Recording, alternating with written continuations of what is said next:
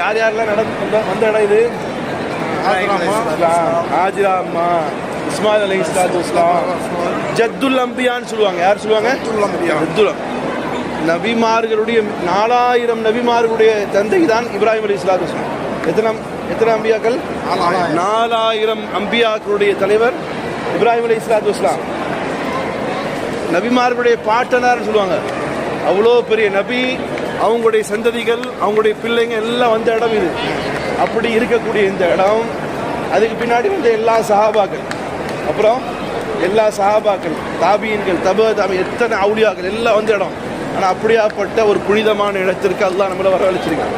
அவனை நன்றி செலுத்துவண்ணமாக நம்ம என்ன செய்யணும்? புகழ்ந்துகிட்டே போகணும். சுப்ஹான் அல்லாஹ் வல்ஹம்துலில்லாஹ் வலா இலாஹ இல்லல்லாஹ் வல்லாஹு அக்பர் வலா ஹவுல வலா குவத இல்லா பில்லாஹில்